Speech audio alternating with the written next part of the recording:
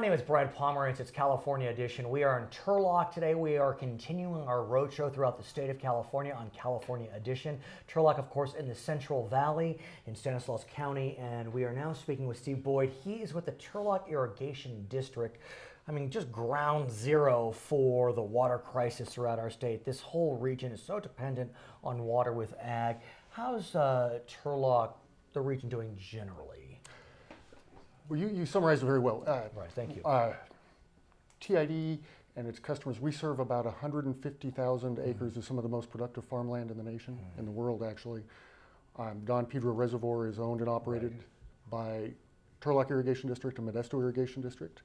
It's the primary water supply and historically was the primary energy supply through hydroelectric generation. And let's talk about above ground storage, because I had mentioned to you, I was recently in Redding. I went to Lake Shasta. It looked lunar to me. I mean, it really, the levels were so low. And then I read in the Los Angeles Times, for example, in 2011, Lake Shasta was at 123% of capacity. Today, it's at 42%.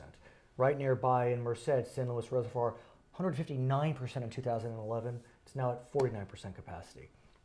Don Pedro? We're right in the same boat, right around 50% of capacity. We'd like to be closer to 70 or 80 this time of year.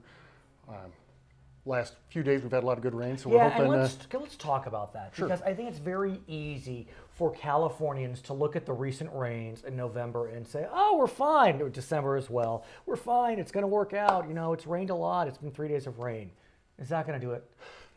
No, it's not going to do it. Is the short answer. The longer answer is every little bit helps. We need more storage, California, more storage for water. So let's talk about storage. I'm sure, based upon what you just said, that you're pleased that the voters were generous in November and passed Proposition 1, the water bond, which has about $2.7 billion. Is that right, for storage? Very close. We're hopeful that the state of California uses that money the right way. It could be above or below ground, but how does TID, for example, access some of those funds? I mean, I'm sure all your sister districts are going to be coming after it. Historically, TID and Modesto Irrigation District, we've done everything through local financing. We own and operate Don Pedro. It was paid for by local ratepayers. There's no state or federal money involved. I think going forward we'll follow a similar model. So you don't think you'll try to access some of those state funds? One, I think most of them are probably earmarked at this point. Two, usually with funds comes strings. Right. And we have a long history of local ownership, local control, and doing what's right for that being said, you still need to get approvals.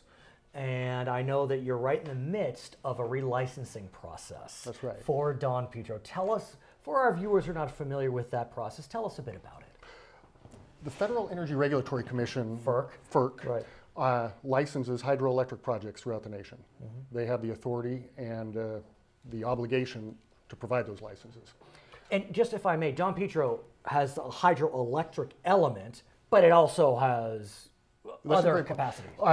Don Pedro is primarily a water storage project. We capture water in wet years.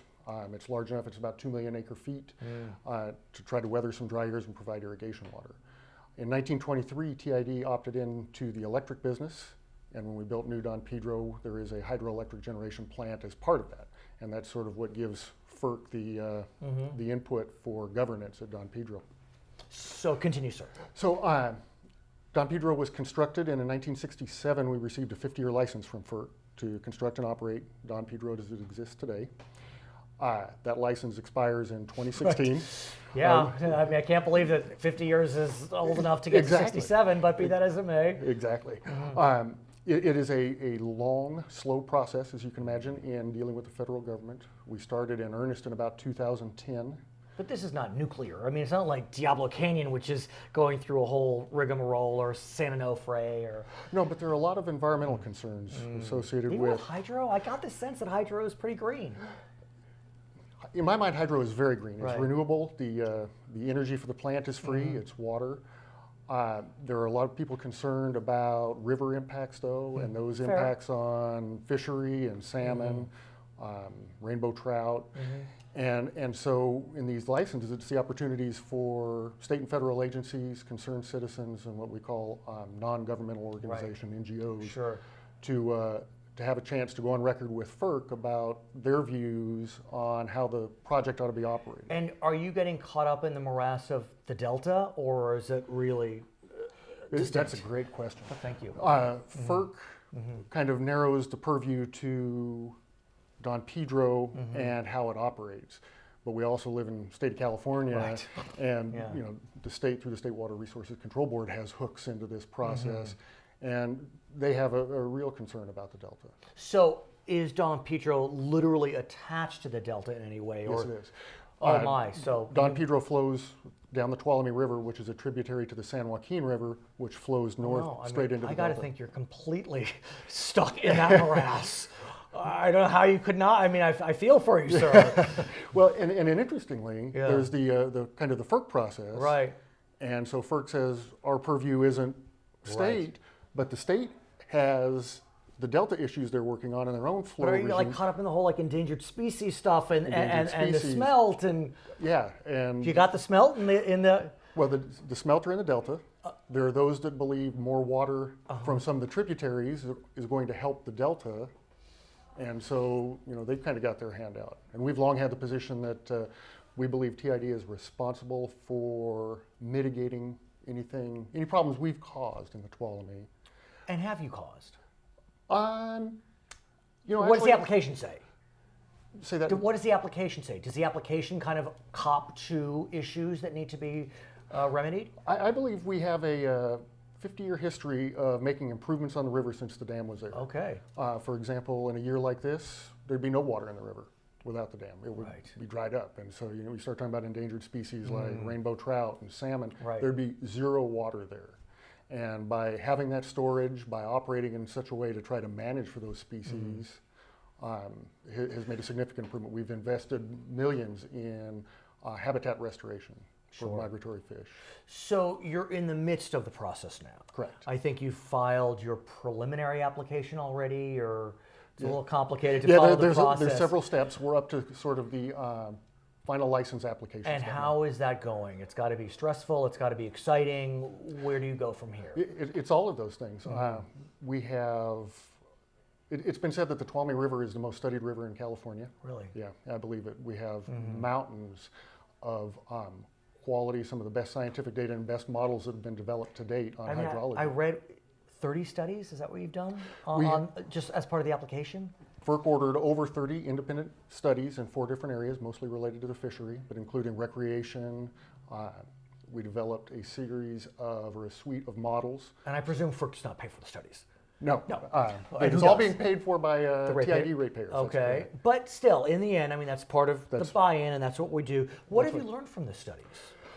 The most interesting thing, at least to me, is salmon is sort of the species of choice in the river. One of the predation studies we've done indicates that up to about 93% of the juvenile outmigrating salmon are consumed by non-native predatory species before Non-native. Yeah, and so they're introduced largemouth, smallmouth bass, striper bass, sport fishing fish are actually consuming 93%. So what do you do about that? Well, that's the tricky part because TID and MID didn't introduce those fish. There are sport fishing requirements. So predation control is certainly a part of anything going forward beyond just flow. Can TID be involved in predation control? I mean, it seems fairly complicated for a layperson like me. We are certainly going to propose being involved. We believe that a healthy fishery is in all of our best interest and controlling predation so the outmigrating I salmon. thought we'd be the main predators, we as humans. You would think so. Yeah. It's funny to think about. For a protected species, salmon are the only one you can get at the grocery store. And so when you think about the pressures on a salmon population, 93% are consumed before they make it out. Some say up to 93 more are consumed before they make it out of the delta. Then they face life in the ocean and then ocean harvest. It's a miracle they survive it all. It's wonder any His comeback. name is Steve Boyd. He is with the Turlock Irrigation District. My name is Brad Pomerance from Turlock, California on California Edition.